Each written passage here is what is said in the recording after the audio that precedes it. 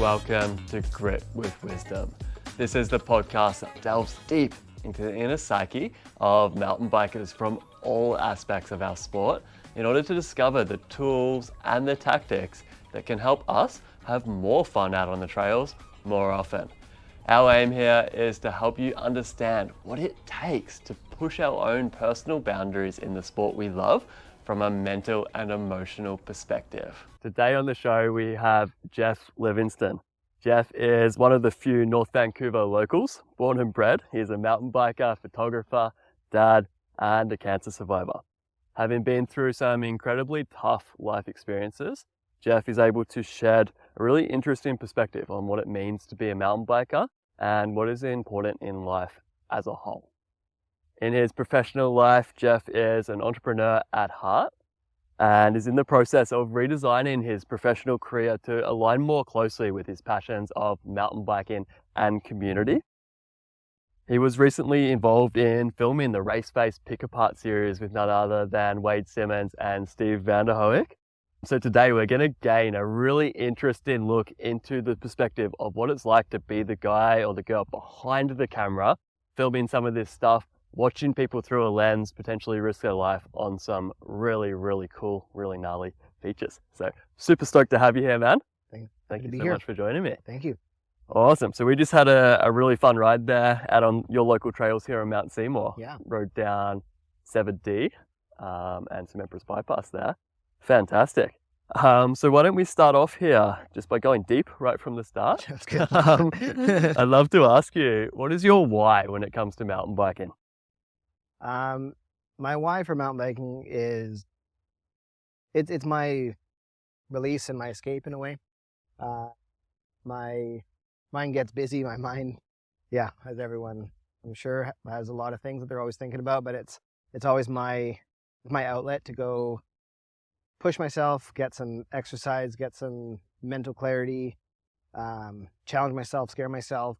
But often, like some of my favorite rides are just like getting out in the rain and being there by myself and just like stopping and listening to the forest. And it's where I can like finally just kind of like settle things down and appreciate the forest, my life, and everything. It's everything for me, riding.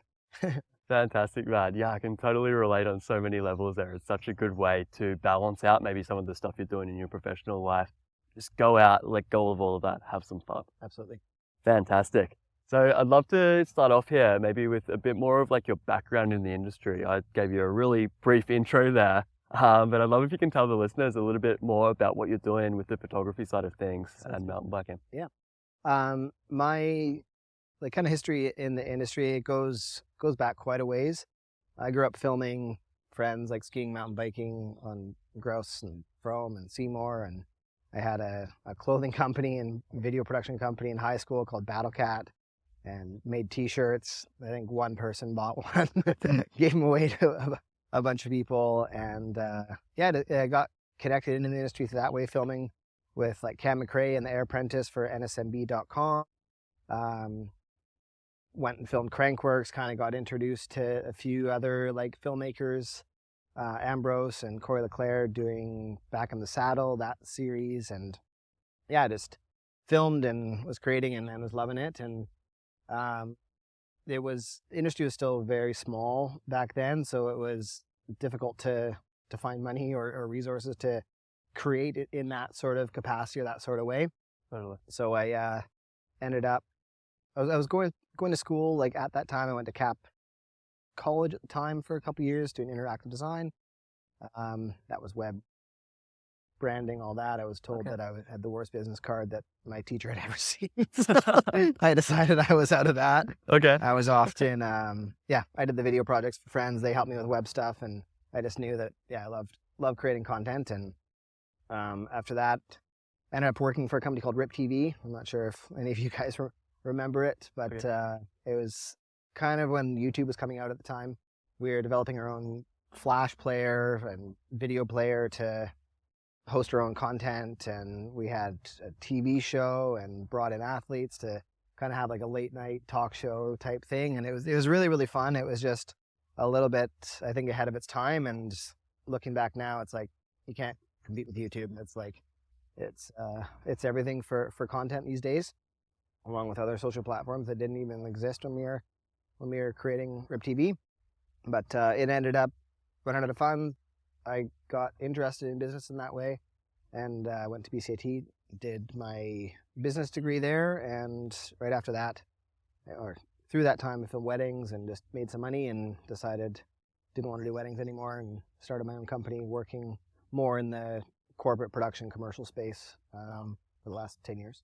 Fantastic, man. Such an interesting ride there. Yeah. In getting into the entrepreneurial space, and it's so cool to hear the story there with coming up with like video players and potentially like competing with YouTube. Now it's almost come full circle. You're making content that is ending up on YouTube. Yeah. So really cool to hear you're still involved in that space. We'll kind of dive, back and forth during this conversation, but it really leads me into a topic I wanted to touch on in this podcast. We chatted a lot in a couple of rides we've had about you taking on some new work with Raceface, with riders like Wade, yeah. and kind of like the personal journey behind that. I'd love to dive in if you can speak a little bit on, Sure. Taking on that first project. Yeah, it is a scary but exciting kind of project at that time. I was going through a tough couple years, last couple of years, just running my own agency, working more in the corporate space, just really doing that for 10 years, felt I needed to make a change, didn't quite know how to do that. But that finally all came to fruition or whatever last fall. And within a month of finally selling my company, I ended up doing a project with Steed Cycles, and through that got introduced to Matt Hornland at Raceface, and he talked about wanting to do this project do the Pick Apart series with Wade, and it's like grew up watching Wade. He's an idol of mine. He's a big reason why I do what I do, and I was really hesitant and not feeling capable to kind of take that on, and it really scared me to do it. But I told him that I'd think about it and spent about a day and slept on it. I was just like, I have to do this. Why would I say no to this right now? And ended up saying yes. And then we filmed the first one with Wade and Steve for the e-bikes. And yeah, just really, it all came together. And it was really allowed me to find my passion and my stoke for creating content again, and just learning and like developing new skills or relearning the skills that I hadn't been able to work on for the last 6-7 years, when more just running an agency versus actually creating. So it was neat. Dude, it's so cool to talk to you now and just see the passion in your face and see the stoke now that you're on the other side of that challenge, and you're like, I'm so glad I said yes. Absolutely. It's fantastic, that. Do you draw any parallels to that experience to like mountain biking, like trying something new on a mountain bike? Absolutely. It's like, that's the thing I love about riding is, it's the interesting thing about riding, that it is a dangerous sport, and like there are very high consequences if things go wrong.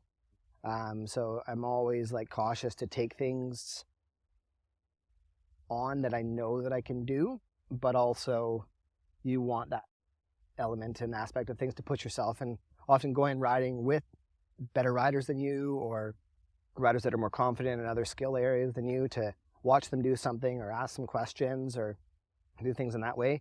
It's the best feeling in the world. It's doing something that you're unsure of. You think you can do it, you aren't sure, you accomplish it, and it's like, it makes you feel, I don't want to say invincible in a way, because we are, that's the wrong word to use with mountain biking. It gives you lots of confidence, gives you right? lots like of confidence. Taking a step into the unknown and being like, wow, that went really well. Absolutely. Yeah. And you're always, it gives you that that high and that excitement and that adrenaline rush that I think we all kind of live for, and I think is a real important aspect that we need in our lives to scare ourselves a little bit and remind us that it's like, life can be scary, life can be exciting, and it's what it's all about. Coasting is, it gets boring pretty quick. Totally, just doing the same thing over and over again. Yeah. Definitely gets old. Now I'm curious, do you have any advice for someone maybe feeling like they're lacking that little bit of self-belief they need to take a step, whether it be in business, in life, or out there on the bike? That's a deep one for sure. That's a deep one. That's what I see at the core of, a lot of your your challenges that you've faced in the last couple of years, you're like, hey, like I got asked to do this awesome thing, like I really want to do it, but I'm just not sure. Yeah. It's not necessarily a confidence thing, but it's like a self-belief thing to take that step into the ring and do it. And then afterwards, that burst of confidence comes and you're like, hey, freaking stoked I did it. It's a thing that I'm still constantly dealing with, and I think most people are dealing with on a regular basis. But I definitely struggle in having that self-confidence to do things. And I don't like, there's a saying of like, you fake it till you make it. And there's some belief or like some truth in that, but it's also my take on that saying is that you actually do have the ability or confidence to do things if someone's asking you to, or if someone says that you can, like they see you from a different light and have the belief that you can take that on. And it's just deep down believing in yourself that you can do it, and or figuring it out as you go. Totally. You like putting together the pick apart or doing some like riding it. I have all these skills in different areas, and I have things in the past that I just need to bring together for that like finite moment in time to put all the pieces together to have the outcome that I'm after or clients after. Or yeah, it's almost like using skills or experience that you already have just in a slightly different way. Yeah. Relating that to biking, like often I think too, like when I try something new, like I feel like I know like 98% or like I've 98% got it. And there's that 2% that's always going to be unknown because every feature is going to be slightly different. We're not exactly sure how it's going to feel on the bike. But if you can get to like that 98% sure, it's like, it's probably going to work. I probably have the skills required to put this together and, for sure, you know, try out, fake it till you make it. Just the other 2%. Yeah. Whereas if I'm faking, 50%, chances are it's going to go bad, whether that be in business or life. And that's the important thing with riding is that if it's really not feeling right, it's like walk it or like come back another day or just don't take it on. It's there's no point in pushing it too hard and hurt yourself because then you're set back 6 weeks, 2 months, and then you have the recovery time to get back to where you were, and it's mentally a very, very difficult thing to do. So I'm always, especially with 2 little girls now, it's like I want to be very confident in the things that I'm doing, and I'm very confident in myself to just say, hey, this isn't for me today. Yeah, it's good risk management. Yeah. So thinking about being able to ride another day and another day. Yeah. Absolutely. And I wanted to ask, like, what was it like for you, or what is it like being the photographer behind the lens and watching these super high level riders, these people we grew up riding, people we look up to, out there riding terrain that we can only ever dream of? What is it like for you? It's a weird feeling because it's like, it scares me thinking about riding those things, and then they just do it. It's so easy. And it's like, hey, maybe I can do that. And then you get back there with your bike and you're just like, no, maybe I can't. Maybe not. But it's an interesting thing being behind the lens, filming these riders. It's super neat experience for me to be creating content for people to watch and learn and develop these skills where I get to learn and develop these skills firsthand. I'm just behind the camera, but I actually get to interact with Wade and these other riders and see the progression firsthand. Yeah. So that's I feel very privileged to be able to be a part of that. But it definitely puts the pressure on to capture it properly the first time. If they are doing something that is like out of their comfort zone or is a sketchy kind of feature or stunt that they're doing, you don't want to be the one that's like, hey, can you do that again? Hey, I messed that up. It's like the stuff that we're filming is not crazy extreme, it like compared to other things that they've done. So I don't feel that they have the pressure on them to do something that they're not comfortable with.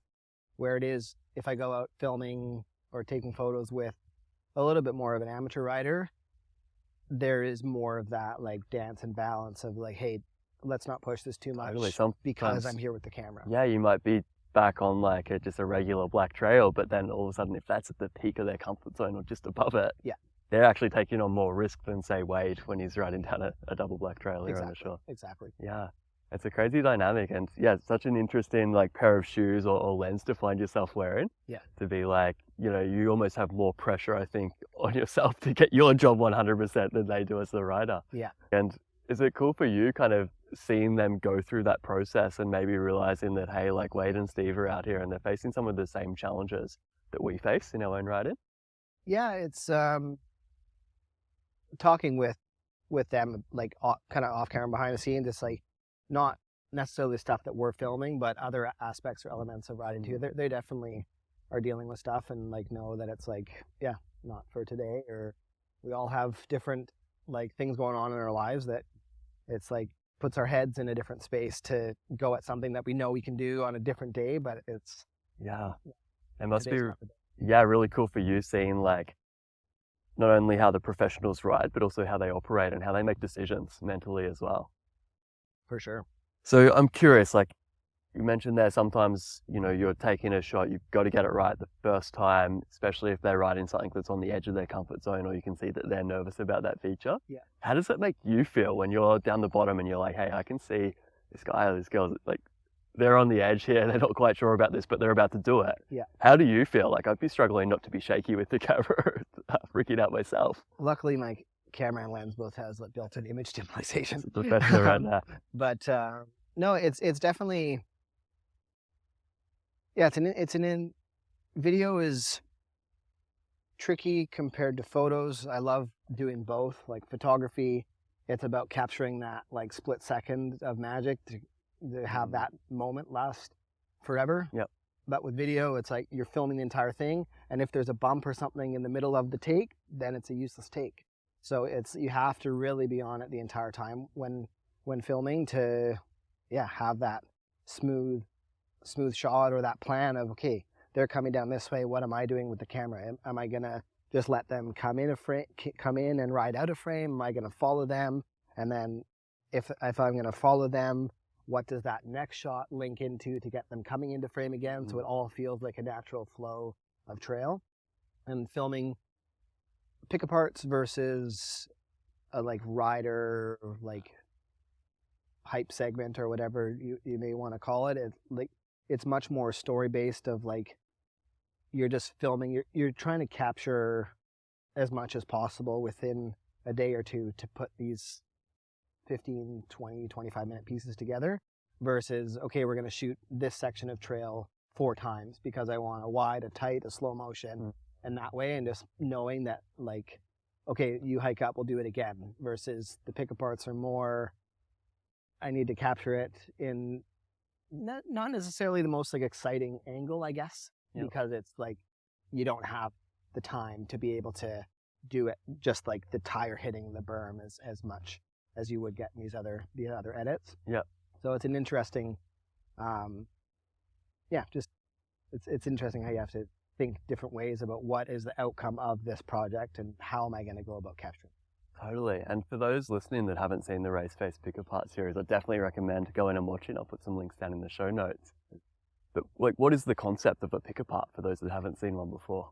The Pick Apart series is Wade Simmons essentially picking apart different skill sets or different trails or different aspects of riding and how to go about doing them in a safe and confident way. Yeah. And it's it was taken on, it started a couple years back. Started Wade self-filming himself with GoPros, and it's kind of evolved from there. I'm now working on a second one, which will likely be out by the time you guys see this. Fantastic.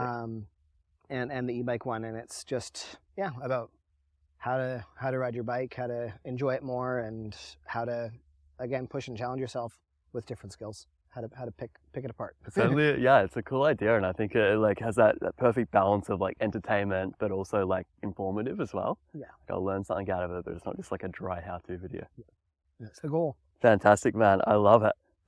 Wanted to ask one more question about kind of your time behind the camera.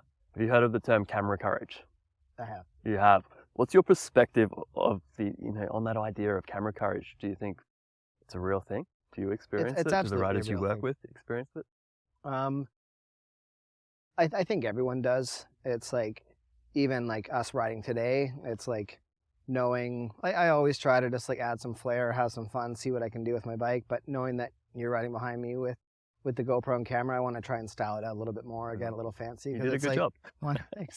It's like, why not? And I think with like most riders, if you're in front of the camera, you want to look at your best. So you have this captured or like you see all these like photos and videos of other riders and athletes, Yeah. and you don't get that ability to be in front of the camera all that much, especially working with a professional photographer or cinematographer. I almost said videographer, but I don't like that term very much. Okay.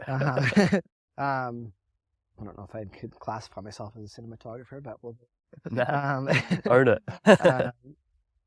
Yeah, you don't get that ability or like that opportunity all that often. Yeah. So I think people want to be that like image that they see in a magazine or online or whatever that is. So they push it a little bit more than they may sometimes, Totally. which can result in some crashes or injuries. But it's, we always want to be that person that we want to believe that we can. And Totally. I think the camera helps push us to do that. So how do you navigate focusing on the riding, the task at hand, when you know that there's a GoPro right behind you and you do want to add a little bit of flair and make sure we get a cool video out of this? How do you make sure you stay focused on the ride and not on the outcome of looking cool on Instagram in 4 weeks' time? Yeah. I just think I know that I have enough like experience on the bike to be able to manage both. Like, and I know, like, as you mentioned, like I would slow down a little bit or try to time it so you can capture the right things. But as soon as I feel that you're on the right way, it's like, okay, mentally, like back into riding time. And it's just about thinking, what am I doing with my body and how am I maneuvering things? So it is just focusing on the ride. And it's so important with riding to be mentally there the entire time. Totally. As soon as you have that like fraction of a second mind thinking about something else, that's when all of a sudden you're on the ground and it hurts. For sure, man. Yeah, really, really wise, grounded approach there. I love it. And I could see it in your riding today. It's like we're on a flat, easy bit of trail. You're popping around all over the place doing manuals, whatever. And then as soon as we got into the steep, it was like, right, let's just ride. Yeah, it's fun. Fantastic to see, man. So kind of getting into the some of your mental tools for mountain biking. You've been riding for a long time. You grew up here. I'm curious, have you got anything that you're like consciously doing when you're going out there for a ride? You may be riding some challenging stuff. Any tools that you can share with us today? I don't know about specific tools that I have. It's more just really being aware of where I'm at mentally on that day and having the like 100% confidence that I can do something when I roll into it, and trying to stay as focused as I possibly can on the trail in front of me versus thinking and spacing out on something else. And if I notice that I am tired or I am starting to think of other things, it's just like, okay, I've done that jump 50 times, but I'm not going to do it today because it's just like, what's the point? Being really aware of your mental state that day. Yeah. Yeah, that's fantastic. And when you are like trying to stay focused and you're like, right, I need to focus on the task at hand, what does your self-talk look like there? I think I used to get really frustrated with myself. It's like, oh, come on, you got to push it harder. You got to like stay thinking on it and this. But now I've just learned to be a bit like more accepting or just like easy on myself and to say, okay, well, like let's just dial it back, slow it down, and just like enjoy the ride versus needing to push it. Right? Yeah. We're not like, whenever you're riding with other people, you're never trying to like, you're never thinking, oh, come on, hurry up, like let's go faster. It's always just like, hey, good job, like let's. Totally. It's just fun, right? And you don't want to. You're not putting that pressure on other people, so why put it on yourself? Yeah, that's a really good way of putting it. And it's funny, it's something I talk about with a lot of riders. It's like when you're the one that's the fast one in the group and you get to stop and have a break, usually you're stoked, or you just get to have a chat or have a drink, whatever. But whenever you're the slow one, you're like, crap, I've got to hurry up. My buddies are waiting. I've got to hurry up. It's like, the Canadian no one cares. Yeah. It's just I always had that like skiing with like fast buddies or like climbing. Like my fitness is not there compared to a lot of my buddies that I ride with, and they've pedaled up, they've had a break, and I get there like, all right, let's go. And I'm just like, and come on. So I try to be, I've been there, so I try to be as aware as possible to give my buddies a break if they need it as well. Exactly. Yeah. But I've got a good group of riders that we're all like in the very similar capabilities of riding, so it's fun. Fantastic, man. I love it. And I wanted to get back there. You're talking about like if you're having a bit of an off day, you're not focused on the ride, you'll dial it down a little bit, you release some pressure. Do you find that taking the pressure off yourself actually helps you get back to a focused state, and then maybe later on in the ride you're feeling a little bit more on. Yeah, it definitely does that. It's some days it does, some days it doesn't. Some days it's just like I'm just not feeling it, so let's go. Luckily that doesn't happen like too often, which is great.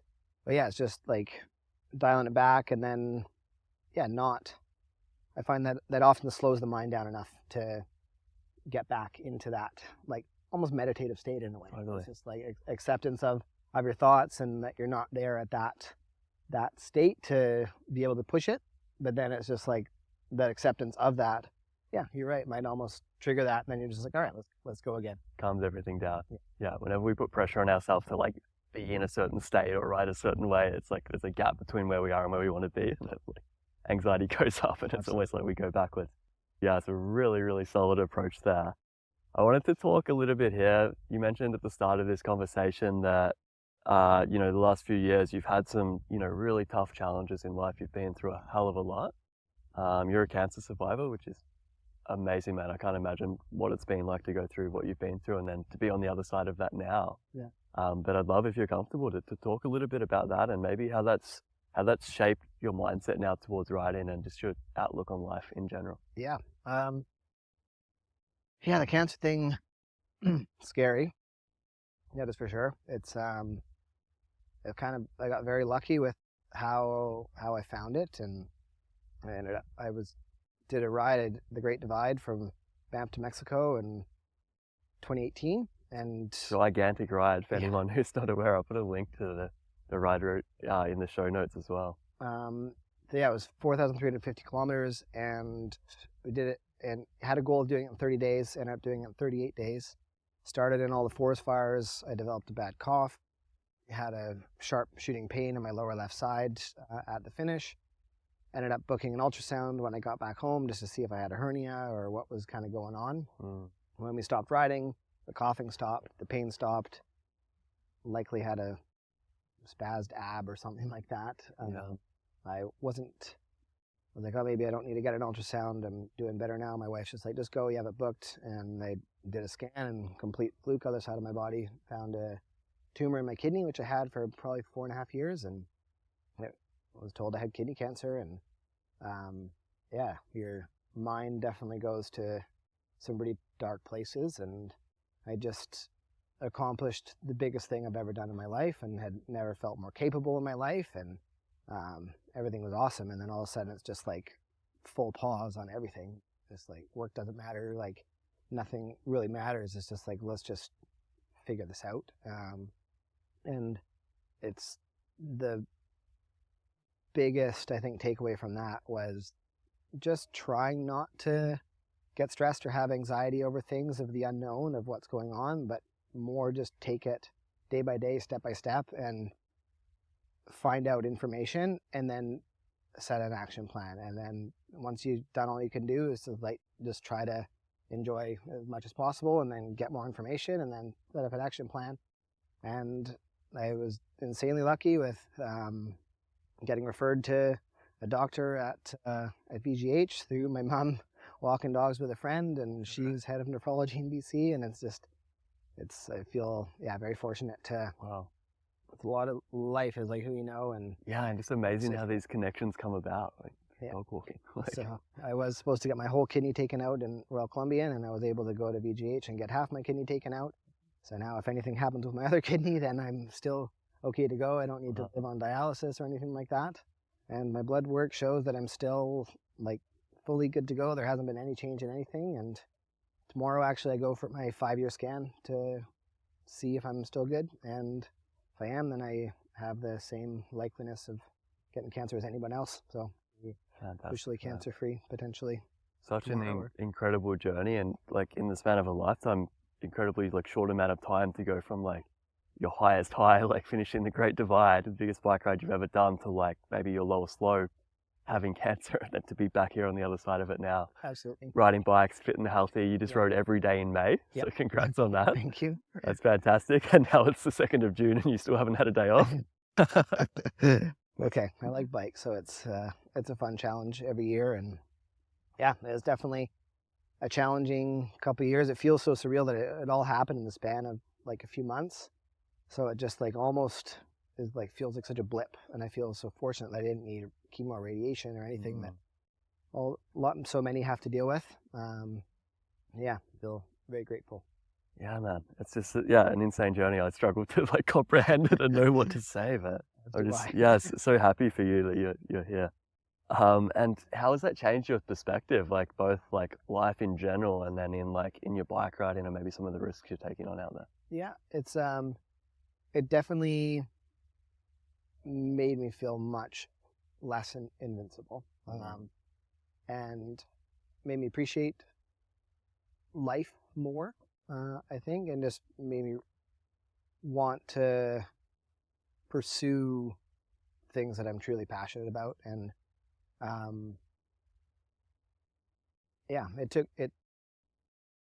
it took some time to kind of really, I think, process that and understand that, and getting out of that situation. And then my wife and I have been trying to have a child for 3.5 years, and we were really struggling with that. And then after all that happened, it just ended up, we were about to start in vitro, and 2 weeks before we started, it just happened naturally and kind of led into that. And then global pandemic happened, and life completely changed for the entire planet. And it's it was such a shift in terms of just like coasting and the trajectory that I had going, and there was so much change. And I think I struggled with the pandemic more than I thought I was doing at the time. I loved so many elements of it, and we had a new daughter to hang out with. I got to work from home the entire time, so I got to see her grow, and it was like such a incredible, amazing time.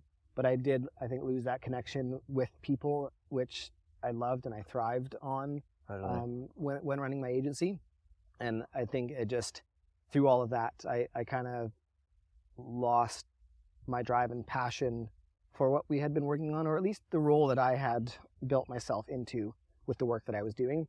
It was more just like sitting down at emails and trying to do business development and at the computer all day, every day. And me having ADHD, I struggle with that, and I just was not happy. I knew I needed to make a change. Fantastic, man. So yeah, getting out of that, I knew that I wanted to make some change, and as you mentioned, like shifting up my career and just getting back into mountain bike industry, using the skills that I'd now developed, doing other things to be able to bring it all together, to use my abilities on my bike to get me places with my camera, to then capture and create and tell stories and create projects that hopefully inspire people to do better and learn and just enjoy, and give them something to smile about if they watch it. So it's I'm feeling like I'm in a pretty good spot. Yeah, like crazy events over the last 2 or 3 years have certainly brought you to a really cool place, a really exciting place. So super stoked for you to be here now. And I wanted to talk a little bit here throughout our rides. You were talking about this idea of like, being capable, and this fact that like we're all capable, but sometimes like we need to have that belief in ourselves to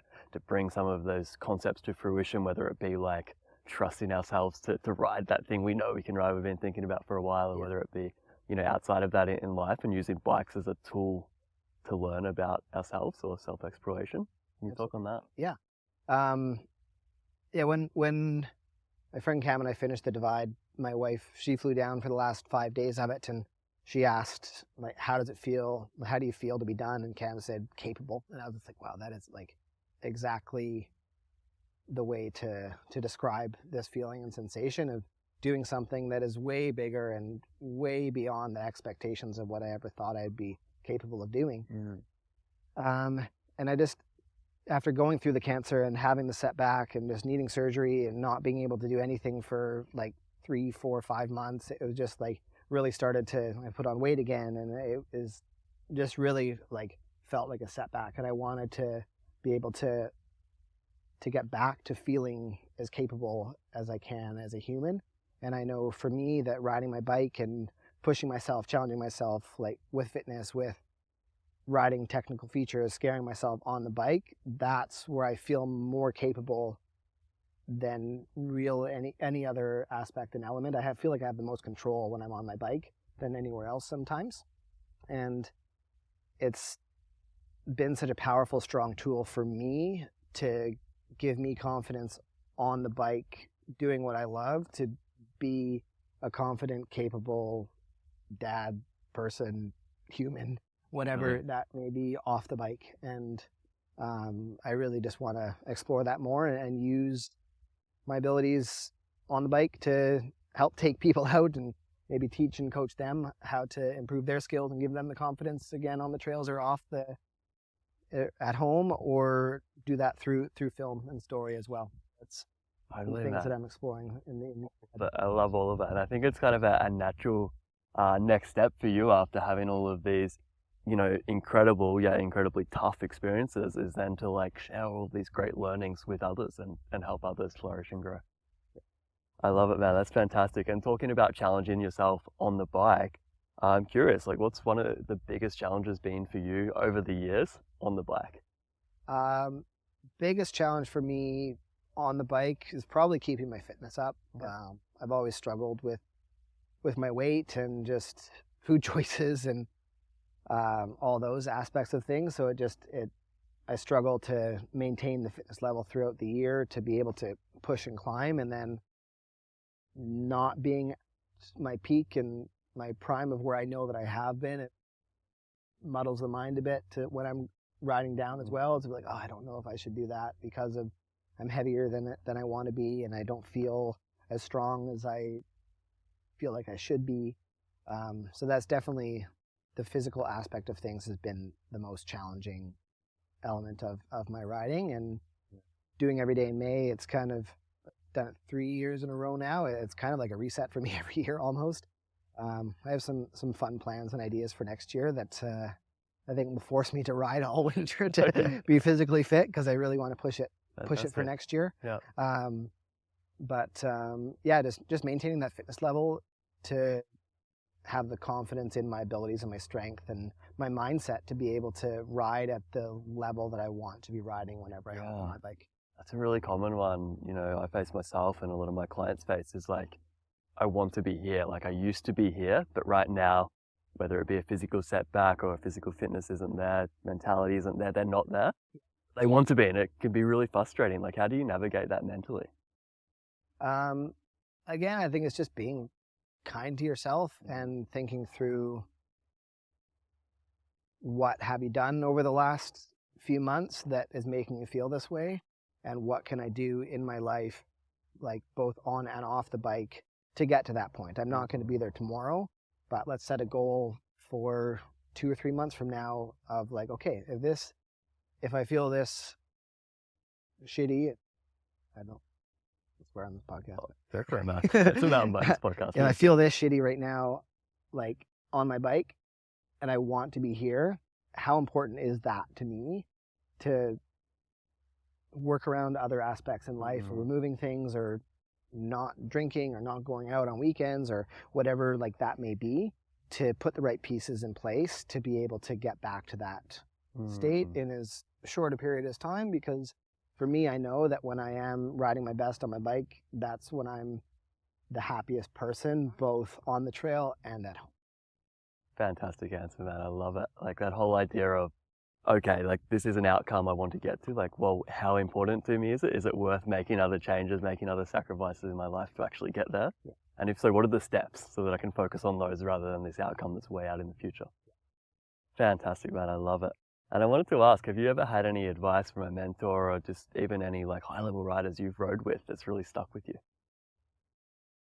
I can't think of any like top of mind, but just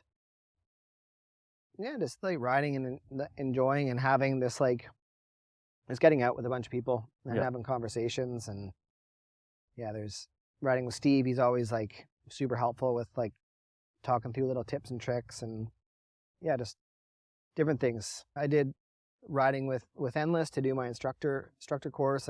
From Darren, I definitely learned a lot in that program. Totally.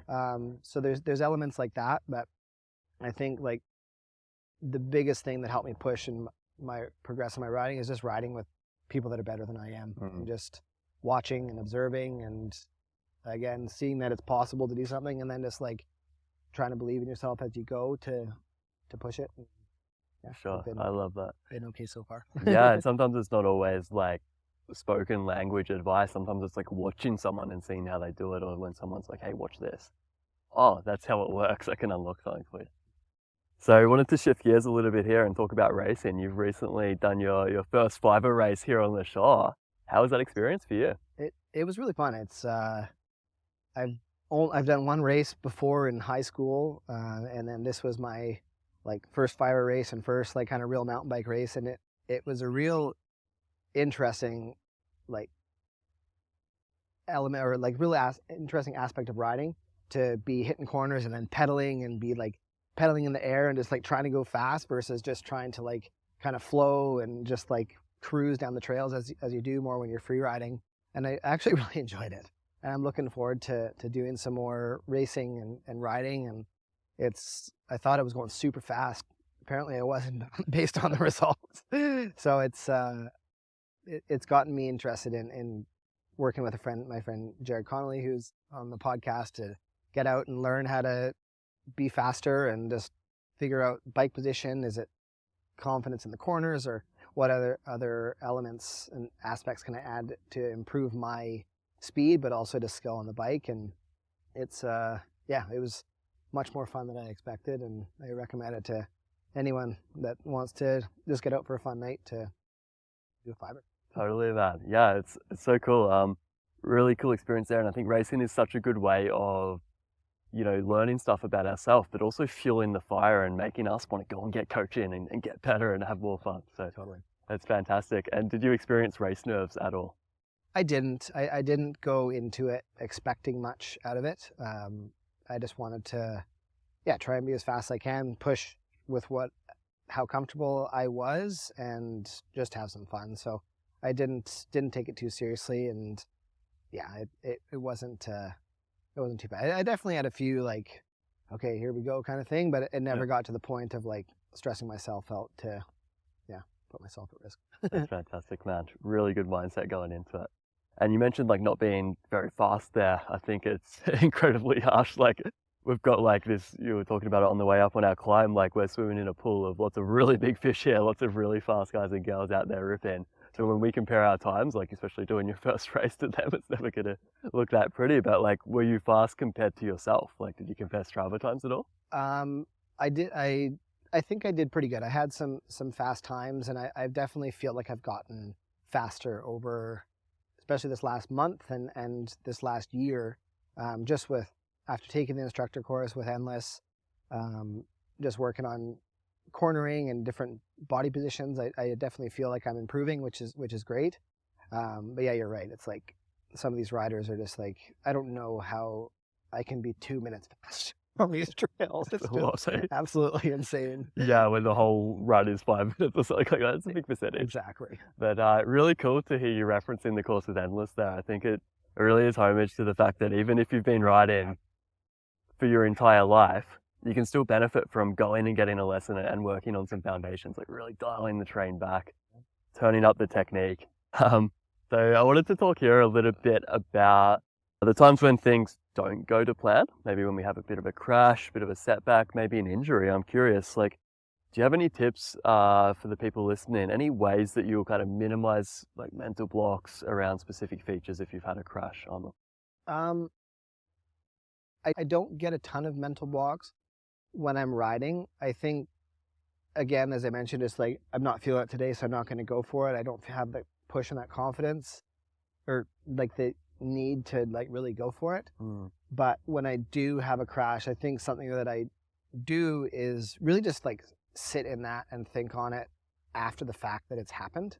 I'll often, when I'm like going to sleep at night, I'll just like really try to like almost meditate on it, or think through, okay, what exactly happened, as best to my ability, like to really think through, like, how is my body feeling? What happened? Is it like, did my wheel slip out? Like, was I mentally thinking of something else, and that caused something, to then just like fully accept what happened and why I went down, to be able to get past it and get through it. Totally. So I know that it's like, okay, it was me losing concentration. So it's like next time I'm out, if I'm starting to like, again, have my mind wander or feeling tired, it's like, okay, let's dial it back because last time I went down, or was like, did my wheel slip out? Okay, like how is my body positioned in like when things happened? Okay, can I work on getting stronger, or just like, yeah, improve my riding position or style in certain ways? Yeah. But I haven't like sent something big or really like done something dangerous in quite some time, like send a big road gap or anything like that and gone down that's like was above and beyond my abilities. That really scared me to then go back and, oh, I need to do that again. I haven't had that sort of mental block in a long time, but more just, yeah, analyzing and assessing and processing what happened after it happened to move on and get back into riding. And if it's a broken finger or something like that, then you're 5-6 weeks out, and then it's just getting the hand strength back again, or just like improving over time. Right, really trusting that process. Yeah, and I think it's a good thing that you haven't had an experience like where you sent a road gap and you had a really bad mental block. So it really, really speaks to you listening to your intuition and trusting your skill set as a rider, taking appropriate challenges or appropriate risks, but maybe not stepping 5 notches above that. Yeah. Yeah. I wanted to push it and was riding at a pretty decent level 15, 20 years ago, and then Rakan McCall flipped the road gap at Crankworks, and I was just like, okay, I'll film stuff. I'm good. Yeah, that's fantastic. And I love what you were saying there about you'll analyze maybe what didn't go so well last time, and then you'll go back out next time, and if you're feeling that happening again, you maybe won't dwell on that, and you're not saying like, you know, don't lean back, don't lean back, don't lean back. You're saying, okay, like be in a good body position, or focus. Yeah. So focusing on what you need to do to ride the feature rather than focusing on like what you don't want to happen. Yeah. You're obviously really good at listening to your intuition. You'll walk things no problem whenever you need to. Do you find sometimes you'll get into a state where you're like, you walk one feature and then you'll get to the next one, and just walk this one too, and then before you know it, you're walking everything, even though you could maybe be riding it? Yeah. It's, you definitely have those days where it's just like, you've done the trail 15, 20, 30 times, and it's just, today it's just not happening. And I remember we were riding up around CBC and we saw some girl crashed and like was quite injured, and we're waiting for paramedics and things, and it just triggered me. My bike was feeling a little off. I was feeling a little off already. And then I was just like, I'm good for today. I'm just going to chill. I don't need to go fast. I don't need to ride any features or anything that I'm not feeling. Totally. And just kept it chill. So yeah, good choice to be able to make, and it certainly makes things real when you do see another rider, unfortunately, experience a crash or something like that. It's like, maybe I don't feel like taking any risks today after seeing that. That's okay. Yeah, I'm riding 100+ days a year. It's like, if I take it a day or two to just like not be in my element and just chill, it's like, I'm good with that. Yeah, that's fantastic, man. We're going to start winding things down here, but I wanted to ask, you've had the opportunity to ride with some pretty incredible riders. If you had to pick one, who do you look up to in the mountain bike world? I definitely think Wade is still up there. Yeah.